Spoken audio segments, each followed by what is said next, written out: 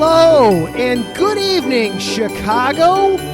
Merry Christmas, Happy Hanukkah, Happy Kwanzaa. The holidays are here, everybody. Adam Karnick with you, checking in tonight for another episode of Chi-Town Weekly.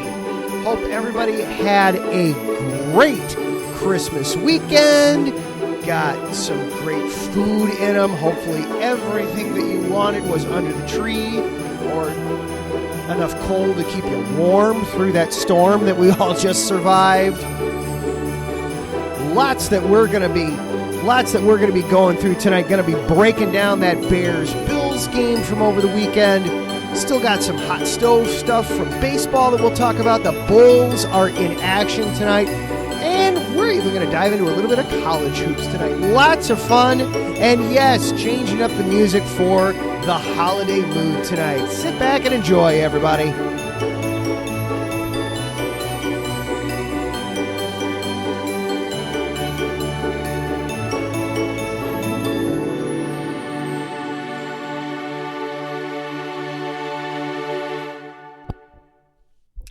And welcome on into another episode of Chi-Town Weekly here on IE Sports Radio, or direct feed for all that is sports. I am your host, Adam Karnick. Glad to be with you tonight. And already got some comments in the chat room. Taryn and Larry B. both commenting on the music. Yeah, it was Alex Grohl. I have to credit Alex Grohl with that. He does quite a bit of copyright-free music, and at IE Sports Radio, we use all copyright-free stuff that is available primarily through YouTube. And Alex Grohl is an artist I've used for a couple of different things. A few different, some random bits and chunks here and there, but then also the theme music for the Neutral Zone that I do Tuesday nights with Zach Puplis. That is also another one of Alex's tracks, and he released this one, Christmas track here just a couple of weeks ago, and I finally decided I'd give it a listen, and I thought, oh, this would be perfect to just kind of throw in and mix up with the regular stuff. So just a one-time thing, obviously, and not going to be a regular staple, but I thought it could be some fun for everybody tonight. So thank you all for hopping in and chiming in and hanging out with us this week. I hope that you had a wonderful, wonderful Christmas weekend. We have had a lot of fun here at the Karnick house. Fortunately, the Bears game was able to get off without a hitch. I was surprised that they were able to get the field cleared of snow and things like that. Now, I actually live a couple hours drive from Chicago. We got dumped. We got absolutely hammered with snow. I spent a good part of the last 3+ days getting lots of snow unburied from the driveway, 2 foot plus snow drifts in the driveway, getting those cleared out, and unburied my car for the first time since Thursday. Yeah, Thursday was the last time I was in my car. Got it unburied today. Started right up, fired right up, so that was good. I was glad that the Bears were able to get their game off, and that the snow wasn't an issue. Of course, the cold. Oh my heavens! I talked last week about how I got to some of the different Bears games that I've gone to. Bears-Bills being my very first Bears game back in '97. I did experience one of those crazy, brutal cold weather games when I was in high school, 2004, I think. Yeah, would have been 2004. I had one of those. That one was -8 was the wind chill for that game. I remember because I looked it up for last week. Sunday, that was, you were down in the -20s on Sunday. I can't imagine doing that. So tip of the cap to everybody that went to that game on Sunday. I understand. I saw after the fact that there were seats on the secondhand market going for as little as $6. You never will see NFL tickets going for that. Well, I shouldn't say never. You would seldom see, even in Chicago, even when the Bears are having horrible years, you wouldn't see them go that low on the secondhand market. And it was obviously, it was a combination of people not wanting to go out in the cold or recognizing, hey, I'm not going to be able to get to this. I'm not going to be able to physically get out of my house or apartment or whatever it is and actually get to the stadium due to the weather. There were ridiculously cheap tickets, some for as low as $6. There are others for $10. I would not have been able to make it, even had I decided to pony up the $10. I would not have been able to make it. I was snowed in on Saturday, but did get to watch the game. And it was about what we expected that it would be, right? The Bears got to complete the second leg in the Soldier Field Super Bowl preview. That's how I kind of was billing these last couple weeks, as I see Arthur and Kale hop on into the chat room. Good evening, guys. Hope everybody's having a great Monday. Arthur did a little bit of a shortened version of his Bayou Bulletin this morning. He did an excellent job with it. Kale's gearing up. I bet you Kale's probably sitting down getting ready to watch Monday Night Football, getting all set up for that with the Chargers. Getting ready for that one. I know that's what Taryn's up to, and he's also updating us on the volleyball scene. Taryn actually just got done with set point tonight, so he went before us tonight. So we are it for IE Sports Radio tonight here in this group. So, unfortunately, I don't have enough extra material tonight to really go any longer than the hour, but we'll have plenty to do to keep us going and keep us having fun here tonight. But the Bears got their own kind of personal private Super Bowl tour here these last couple of weeks, though the Eagles all of a sudden their injuries are mounting up. All of a sudden, the door to the NFC may have just gotten blown open a little bit. I still feel like the Bills are going to wind up being the team to beat in the AFC. That's no offense to any other of the AFC teams like the Chargers, who are still very much alive in it, or the Chiefs or the Bengals or anything like that. I felt for the last couple of years now like the Bills are that team. They're so deep, and you look at we're going to get on both sides of this, but you look at that Bills game, that game on Saturday. Josh Allen did not have a very good game. He certainly did not have one of his better performances on Saturday. Through 2 interceptions, was missing some receivers from time to time, had a couple passes defended that on a normal day you would think, oh man, that should have been caught. That should have been a fairly straightforward completion. Yet the Bills were still able to have terrific success on offense because of that running attack. 254 yards rushing by the Bills. Devin Singletary over 100 yards. He was the first Bills running back in, I don't remember the statistic completely. They did show it during the game, but in a long time they had somebody eclipse the century mark for yardage in a game. 106 yards rushing. James Cook right behind him, 99 yards. They almost had 2 backs with over 100. But, Josh Allen, only 15 of 26, did have 2 touchdowns, but also 2 interceptions. A quarterback rating of 71.3. That's not going to get the job done. And yet, they won by over 20 points. Went to 3-touchdown game. Stephon Diggs, he was held in check also. Just 2 catches for 26 yards for Diggs on the game.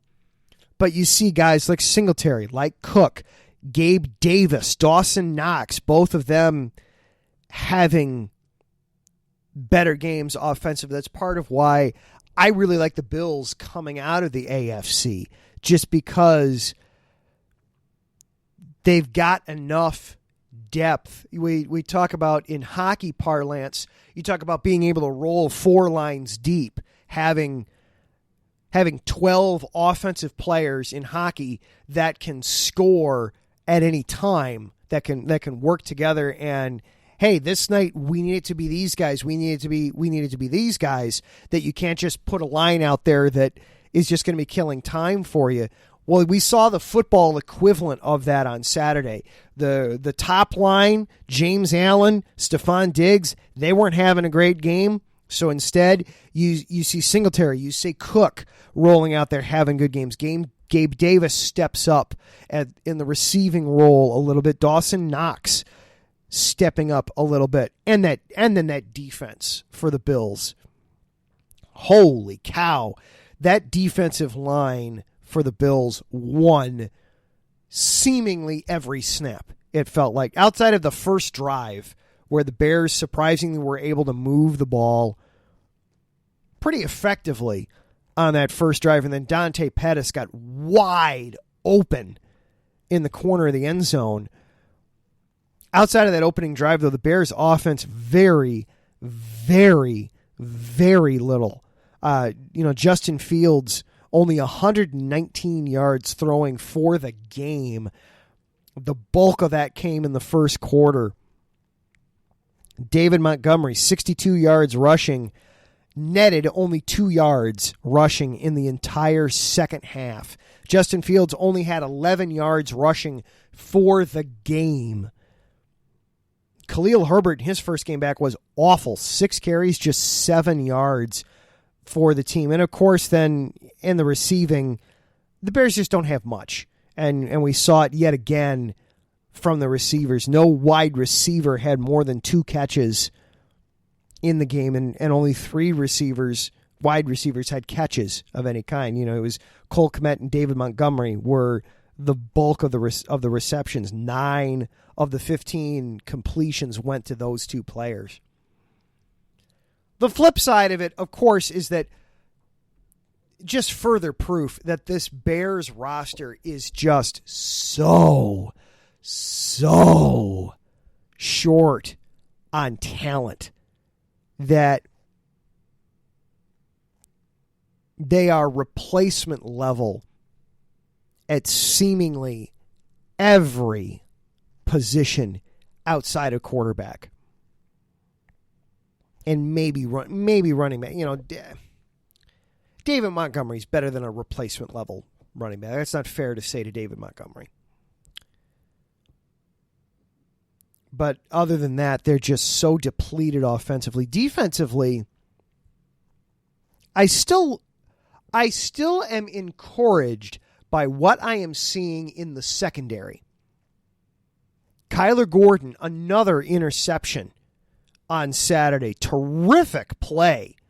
Terrific recognition, and then just drifting back into the coverage. Josh Allen completely lost Kyler Gordon in coverage. That's the only explanation for that play, because Gordon had the perfect position on the double team on that interception. Josh Allen just did not realize he was there.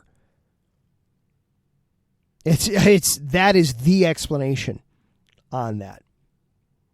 And similar with Nicholas Morrow's interception, where Josh Allen just lost track of a defender on those. But Kyler Gordon had himself a terrific game with that interception. He had another pass defended on the play. 5 more tackles for him. I like what I'm seeing from Gordon.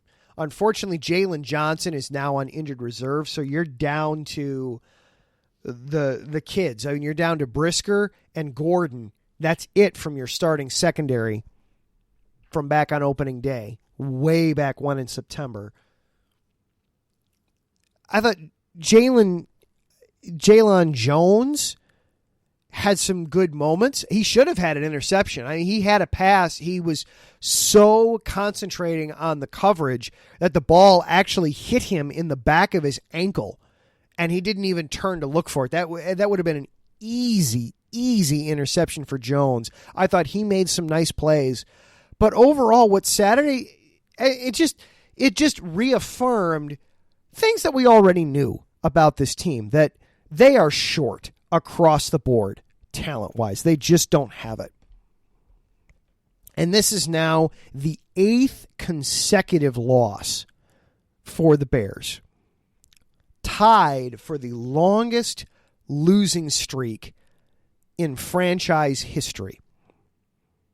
The other 8-gamer was actually 20 years ago, 2002. They went on an 8-game skid after winning their first couple games to open that season. But then went on an 8-game skid before finally finishing 4-12. But it's so funny looking at the two different seasons,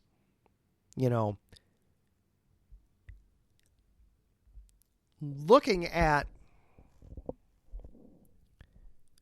2002 when they went on an 8-game losing skid compared to now. 2002, remember they were coming off of a surprise NFC Central championship, because 2001 was the last year of the Central, 2002 was the first year of the NFC North. So they were coming off of a very surprising, shocking, came out of nowhere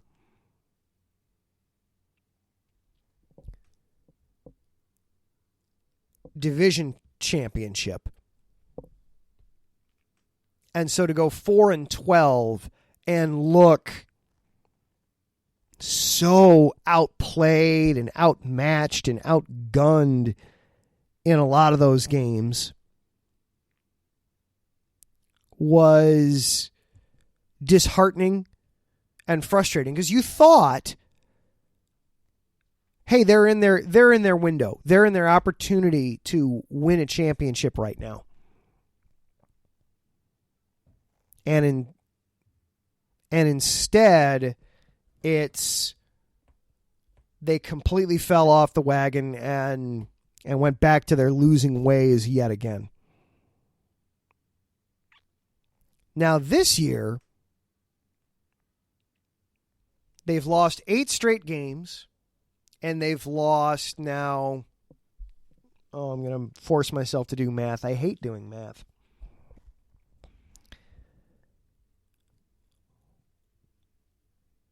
What is it now? They're 3-12 now. Yeah, 3-12 now. So they've lost 11 out of their last 12 games and 8 in a row.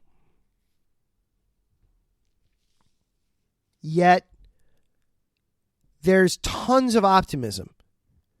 Normally when you're talking about a team that's 3-12, you'd be talking about coaches getting fired, even if they're in their first year. I mean, we've seen it. We just saw it earlier today. Nathaniel Hackett getting the axe in Denver. Good evening, Papa Mike. How are you doing, sir?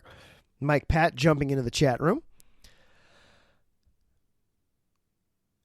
Yet here in Chicago, there's nothing but optimism. And it's because we understood what this season was going to be, that this was going to be a slog of a year, that they were making no pretenses about trying to be competitive this year. The players out on the field were going to be trying. Make no mistake about that. And the fact that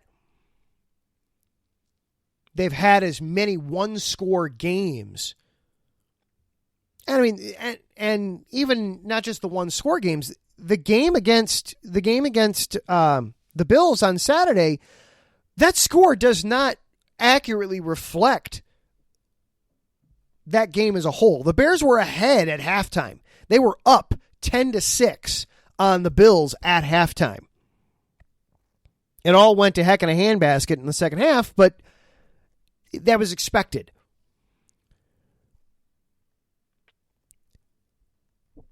This team is absolutely trying to win. The players out there are absolutely trying to win these games.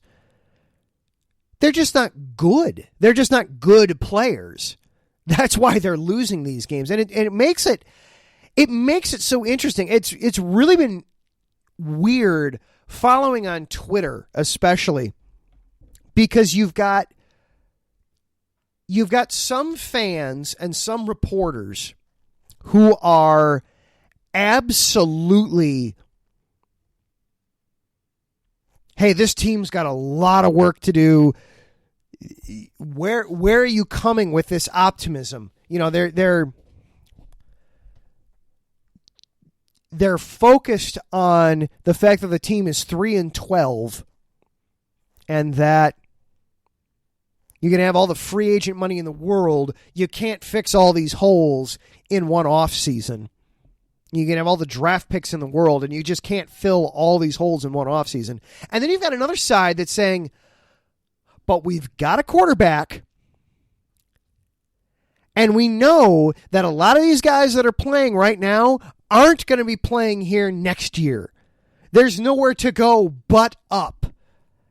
It's such a strange dynamic keeping it. And a lot of times, oftentimes, they wind up butting heads. I mean, you see reporters on Twitter arguing with each other back and forth about how they're supposed to be reporting on this team. We've never seen a season like this in Chicago. And it's ultimately, it stems from, I feel anyway, that this ultimately, it stems from the fact that we know and recognize by this point that Justin Fields is legitimate, that he is the cornerstone of this franchise for the next, hopefully, decade. Hopefully. Barring injury. And to the point where Eberflus today was asked point blank, have you considered shutting Justin down for the rest of the season to make sure he doesn't get hurt? And he said, no, of course not. And I loved that answer, by the way. I loved that he doesn't want to shut Fields down, that there's still work to be done. Both with Justin, he's got things to work on. You know, recognizing plays faster, getting through his progressions, his reads a little bit quicker, still using his mobility to set up passes and not just for the sake of taking off and running with the ball.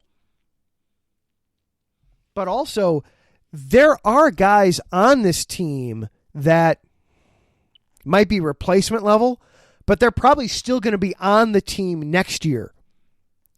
And you want to see, can Justin develop any kind of a rapport with any of these guys? Some guys in particular, I hope we see this coming Sunday. I hope we see Equiminius St. Brown.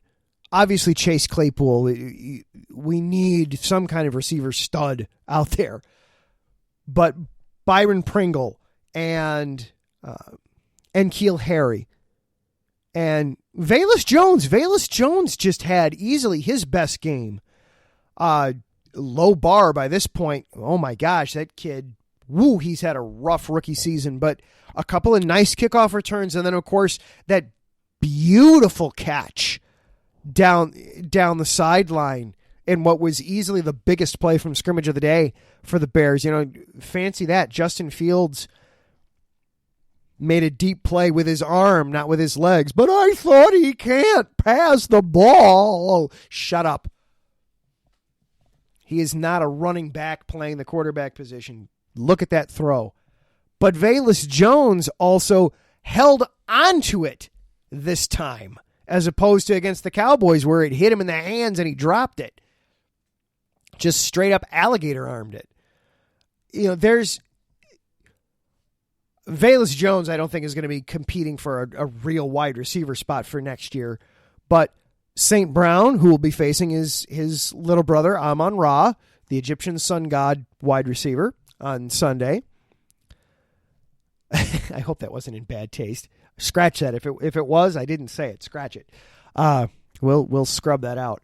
But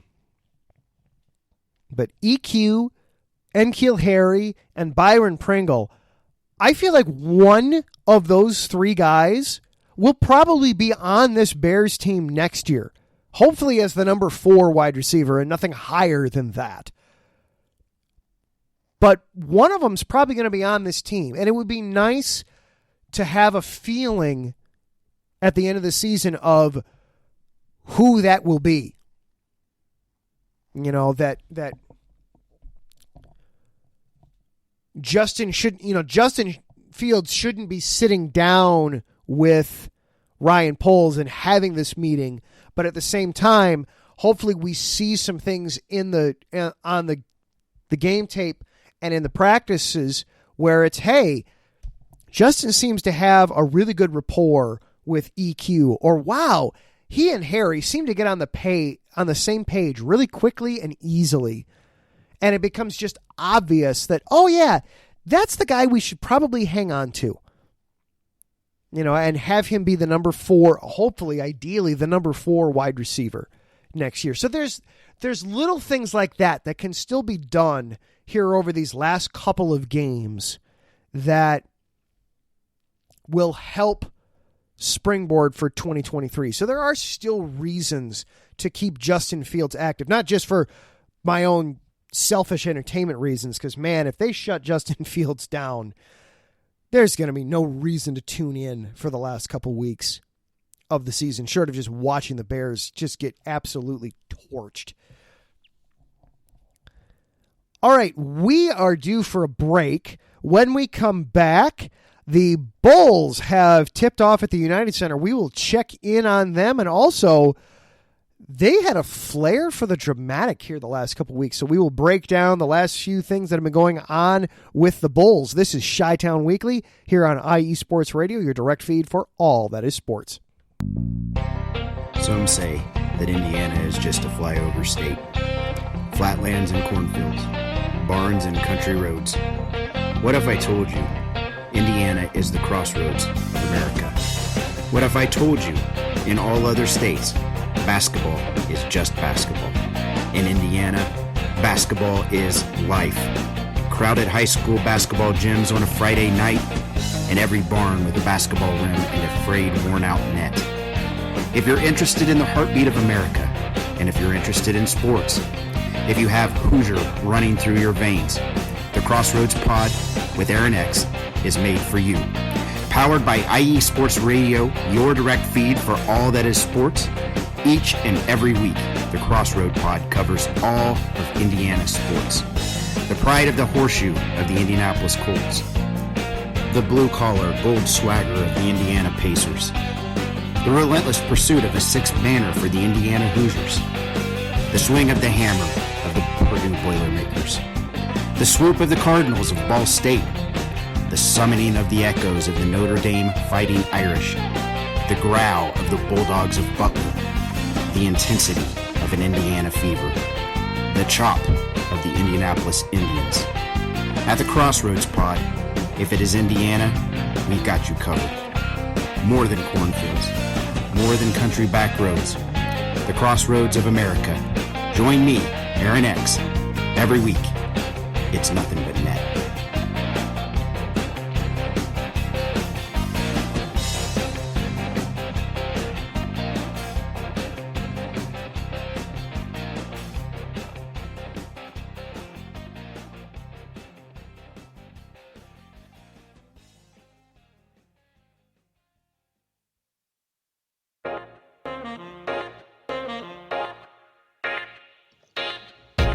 What is going on, everybody?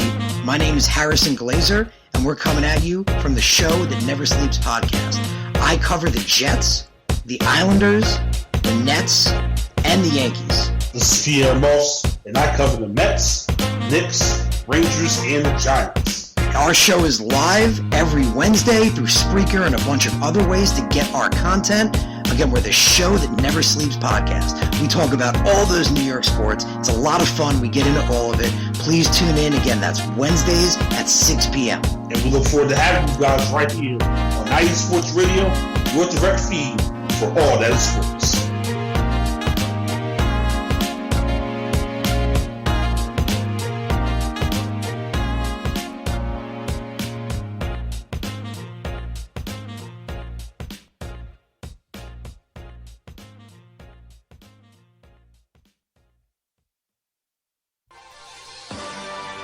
Get your NFL weekend started the right way with Thursday Night Football on USRN all season long.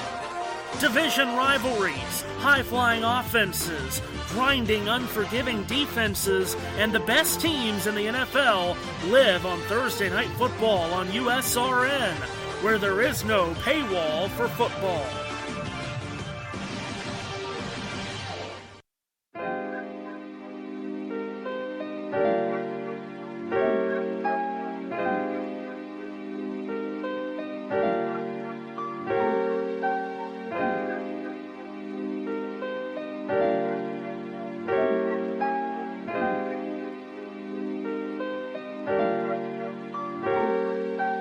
Hello, ladies and gentlemen. My name is Davidson. It's your boy, Dentarius Lava. And we are the hosts of Fast Break here on IE Sports Radio, where we discuss everything in the world of basketball from prep to the pros. You guys should definitely check us out, man. Sunday, 8 p.m. Eastern, 5 p.m. Pacific. We got all the basketball information you guys need, so we look forward to you guys listening in. And please do, because we are the best basketball show on this side of the Mississippi. And please do check us out on Twitter at FastBreakISR. D-Lock, where's our time again?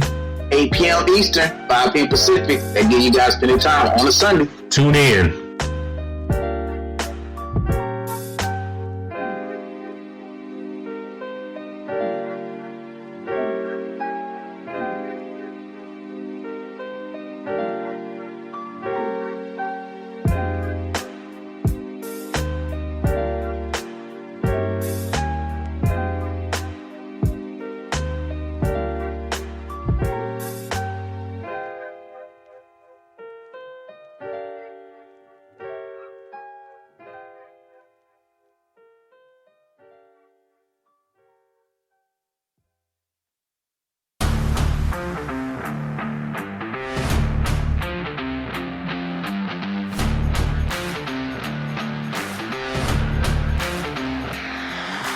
What's good, fight fans? It's your boy, Marcus Los Great, here to give you what you want, here to give you what you need.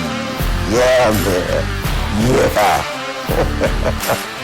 I'm coming to you live, straight from your mama's basement with a crispy, awesome white tea.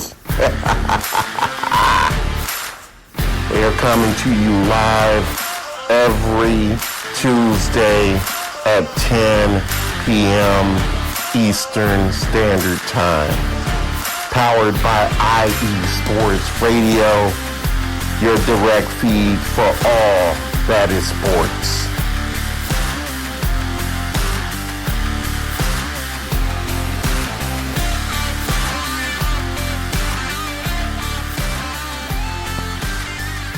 And welcome back into Chi-Town Weekly here on IE Sports Radio, your direct feed for all that is sports.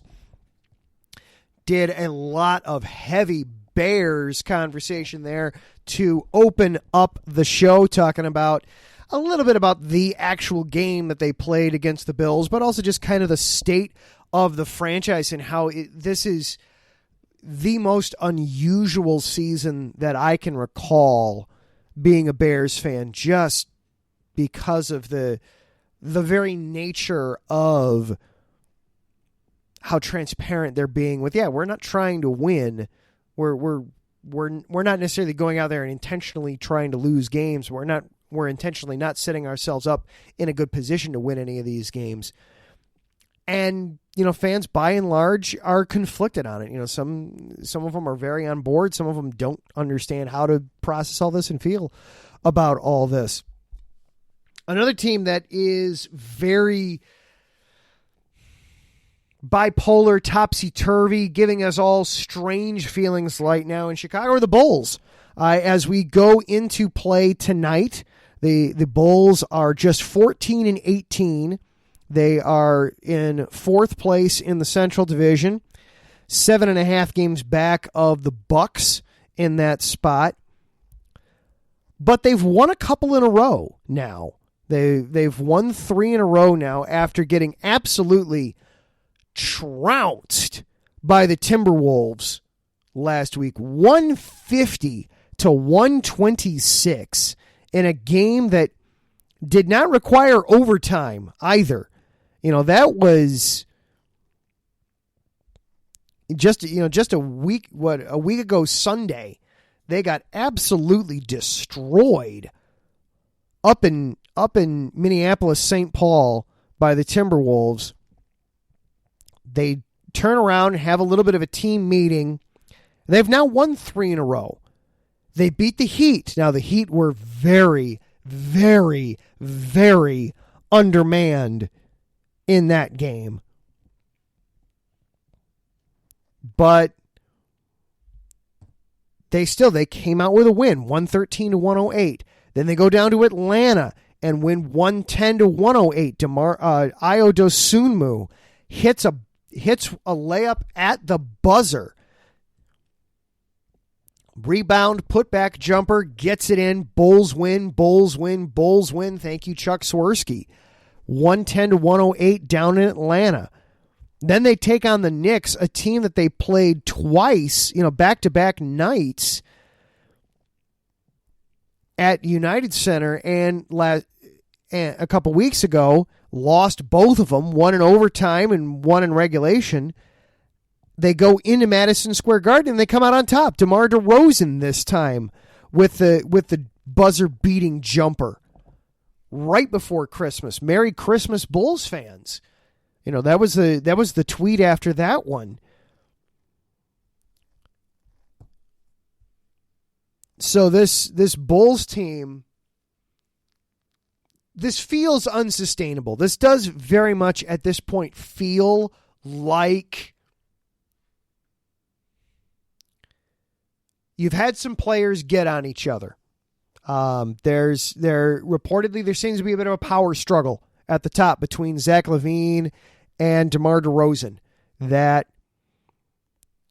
they're not happy with each other at the moment of who's supposed to be the leader on this team. DeMar, of course, was the guy last season, but Zach's the one that just got paid. But Zach's also the one that just came off of knee surgery and frankly has not looked like Zach LaVine since then. It's starting to come back to him a little bit, but he's not there yet. So there's power struggle there. You're still without Lonzo. You're missing a leader there. Plus just a quarterback out on the floor. Vooch has been very, very so-so. Ayo Dosunmu's not. He's come back down to earth after an excellent rookie season. And here at the end of one, they're in the United Center. After one quarter, it's 36-26. The Rockets on top of the Bulls. The Rockets just 9-23 coming into tonight. They lead the Bulls by 10 over on the west side here. Looking at some numbers. DeRozan leading the way with 9 points for the Bulls in that first quarter. But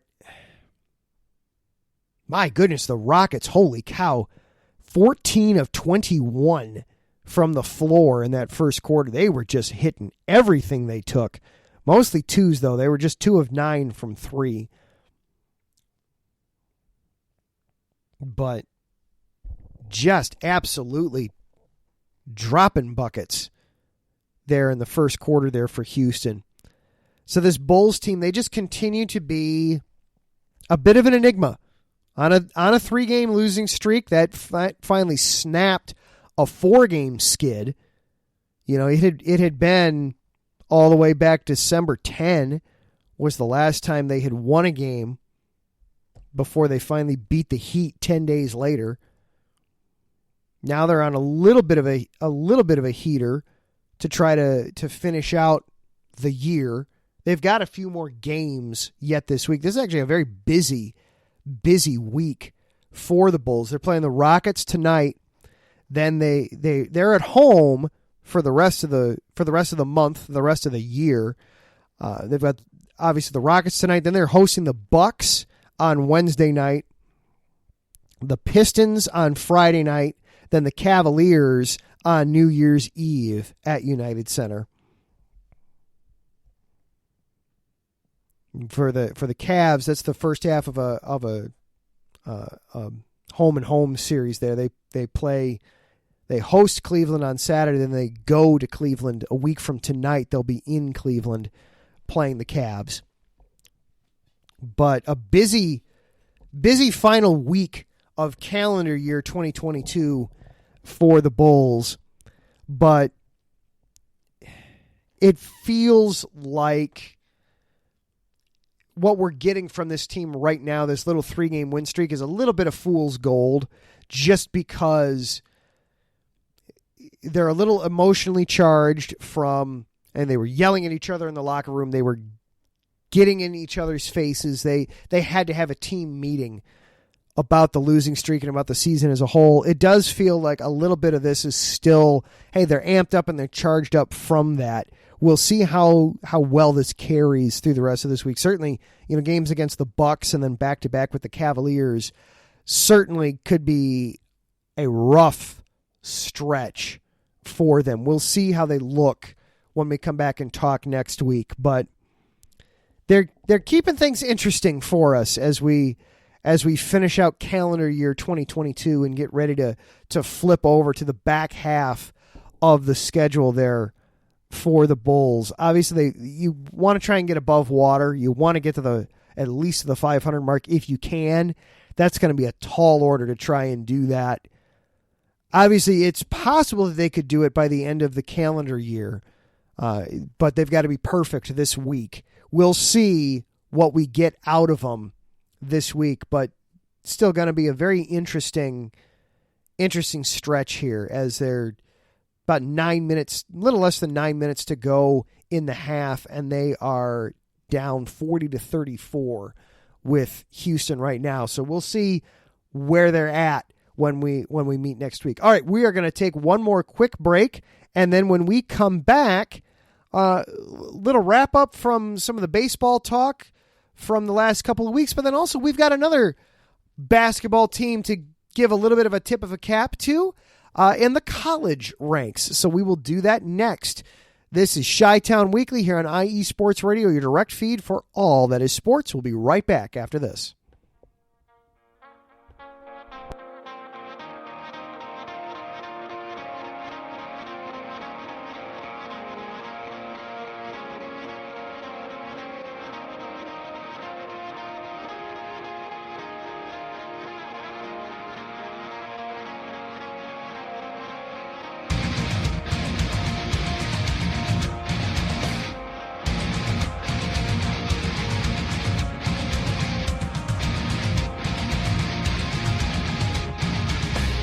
Hey sports fans, do you like wine?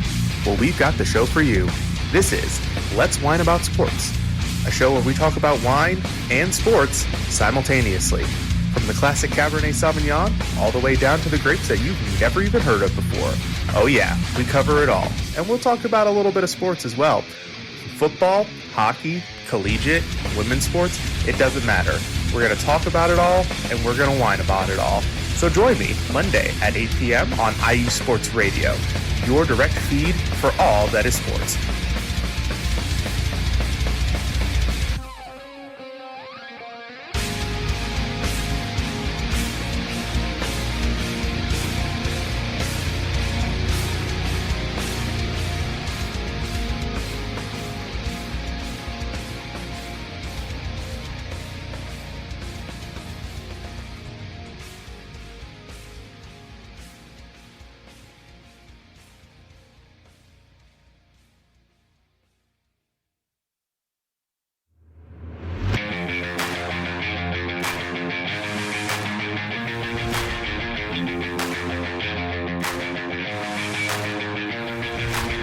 What's happening, sports fans? Are you a fan of Southern California sports? Are you looking for a show hotter than a hot summer day in California? Then look no further than the SoCal Supreme Sports Show, where I talk about all things Southern California sports. That's right, all sports teams from Southern California. From the hard-hitting tackles of the NFL, to the killer crossovers and big three-pointers of the NBA and WNBA, to the grand slams of the MLB, to the bone-chilling goals of the NHL, and to the booming kicks of the MLS, the SoCal Supreme Sports Show has it all for you. Oh, and let us not forget about the college sports as well. So join me, Taryn Rodriguez, every week here on IE Sports Radio, your direct feed for all that is sports.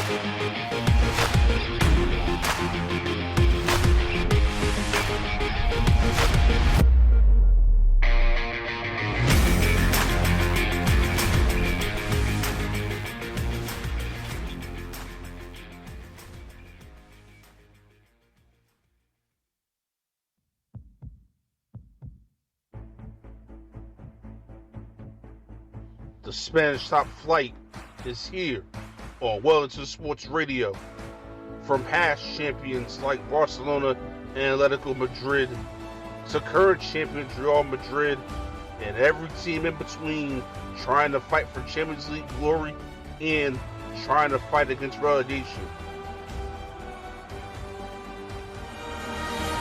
It's La Liga right here on Wellington Sports Radio.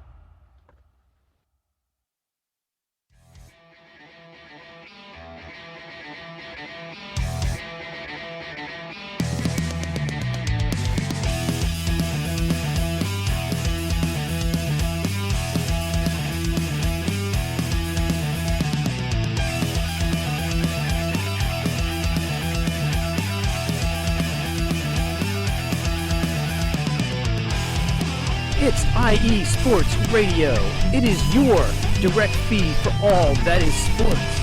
It is Philly Sports Talk with Cash and Chris every Tuesday night right here on IE Sports Radio, your direct feed for all that is sports. Philly Sports Talk with Cash and Chris is the most comprehensive view on Philadelphia sports exclusively right here on IE Sports Radio.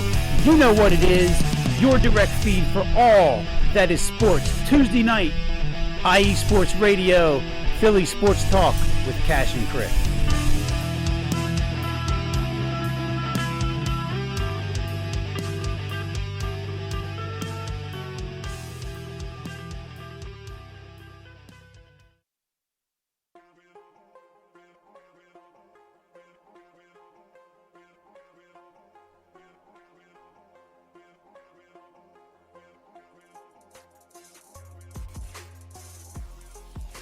Hello, ladies and sinners. Hello, sports fans around the world.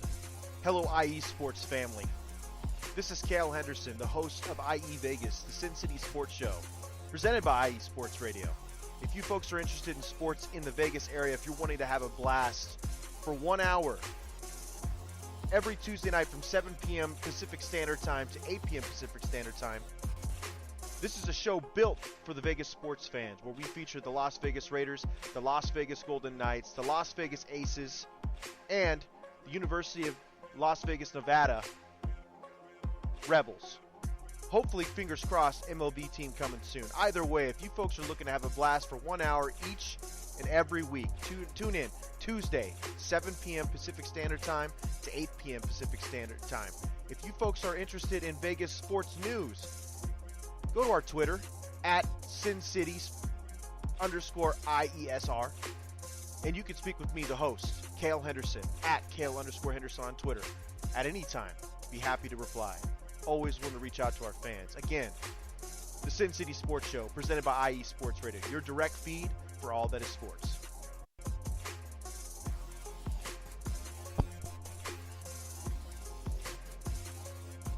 And welcome back to Chi-Town Weekly here on IE Sports Radio, your direct feed for all that is sports. Adam Karnick with you here. One more segment here tonight before we turn off the mic and turn off the lights for IE Sports Radio tonight. You know, set point after us tonight.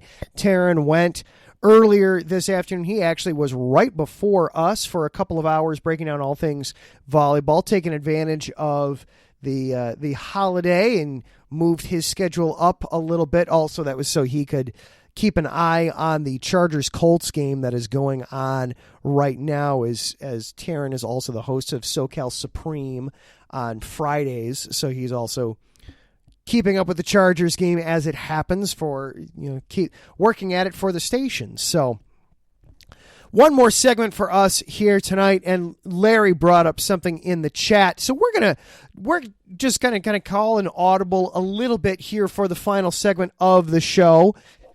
And we are just going to talk about some college sports here. I had one college story that I definitely wanted to bring up, but then Larry reminded me of one that I hadn't brought up before. So we're just gonna do some college stuff here to close out the show. We'll do the slightly more recent story first. Both a couple of smaller schools from downstate Illinois that need a little bit of love and a little bit of recognition. We'll start off with the basketball story. Eastern Illinois University. Last week, part of the Ohio Valley Conference, last week, the men's basketball team took on Iowa out of the Big Ten and went into that game heavy underdogs. The Panthers came into the game as 30-point underdogs going up against the Iowa Hawkeyes. The game got moved up due to the weather that we all just went through and a few of us are still dealing with, unfortunately. The game got moved up from an evening tip to they went ahead and tipped the ball at 3:30 in the afternoon. And Eastern Illinois, down by 8 at the half, came storming back to not only cover the 30-point spread, the Panthers won the game 92-83.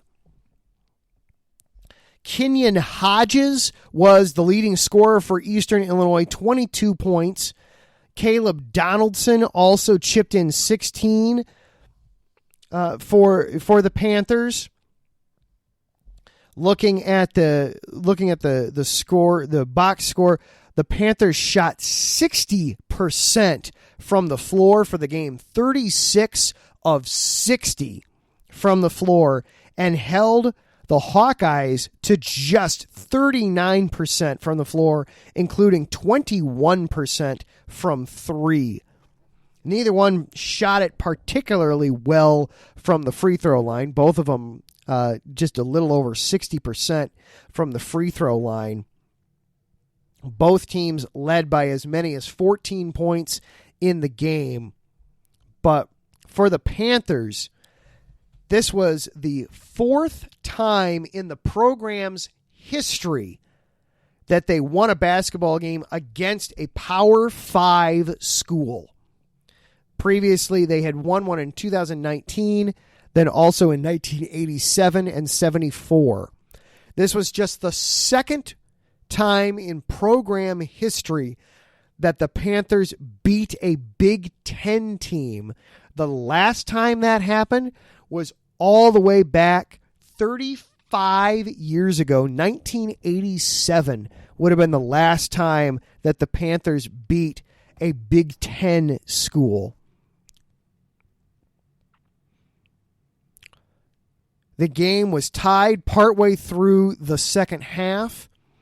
Kenyon Hodges helped break it open. Listen to this number here for Eastern Illinois. Shot 21 of 29 from the floor in the second half. 72% overall. And they were 50% from three-point range. So they only missed 8 shots for the entire half. 4 of those were threes. Only missed 4 twos the entire second half. They were, let's see if I can do the math here real quickly. They were 17 of 21 from 2-point range in the second half. That's outstanding. So congratulations to Eastern Illinois on the win, the huge upset over the Iowa Hawkeyes. Eastern Illinois is 4-9 on the season. They are, as we pull up, the schools are off tonight. The next scheduled game for Eastern Illinois, they next play this coming Thursday. They will host Lindenwood as they are getting ready to start conference play here coming up. They'll be starting conference play later this week. They'll start that off with Lindenwood, first of all, in the Ohio Valley. The other one that we need to recognize and acknowledge before we get out of here tonight, North Central University. Now, D3 football in the college ranks, it does hold a little bit of a spot to me. And I know for Larry B., the chief overlord here at IE Sports Radio, it holds a very special place to Larry. And he reminded me of this during the break, that I had not talked about North Central at all, so we need to fix that now. North Central won the Division III championship earlier this month. The Stag Bowl, 28-21 over Mount Union. The game took place in Annapolis, Maryland. It was the second championship for North Central. First one was in 2019. Ethan Greenfield had 119 yards and a rushing touchdown. Also, quarterback Luke Leenan had 98 yards rushing, but he also threw for 3 touchdowns in the game. They were up 14-0 at the half. They had a 94-yard touchdown, which was an NCC, their conference record. So some records going on in the game overall. But congratulations to North Central, the Cardinals winning the Division III football championship, the Stag Bowl, 15-0 on the season, and the Cardinals win the Division III championship. So congratulations to North Central and that program for their championship. That is going to do it for our program here tonight. Want to say thank you to everybody that hopped. Lots of thank yous before we get ahead of ourselves here. Just lots of thank yous. First of all, thank you to our Patreon supporters, Bay Area Raised, Emlos Great, Heat of the Gate, and Anonymous, for continuing to support us on Patreon. If you go to our website, iesportsradio.com, you'll find the Patreon link there. You will be sure to, it starts at just $5 a month. Absolutely, if you're able, please consider helping us out. It does things like, obviously, it keeps the lights on for all of our shows. It gets you shout-outs there, but it also allows us to do things like our Mixler account, which allows us to do live games and things in coordination with USRN and WSR Sports as well for our live calls over there on Mixler. Thank you to everybody in the chat room tonight. Larry B. keeping us busy in the chat room, especially at the end there. Greenfield, he won the D3 equivalent of the Heisman, the Gallardi Trophy. So congratulations there to Greenfield for that. So Larry B. keeping us going in the chat room there, along with Taryn. Kale was in there.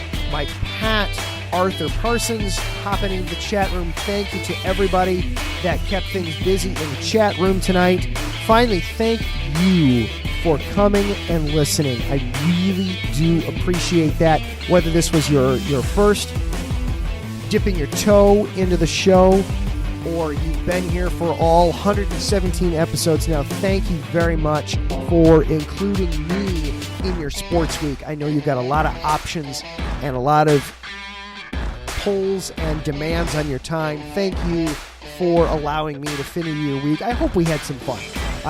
Maybe you picked up a thing or two. I know lots of opinions tonight.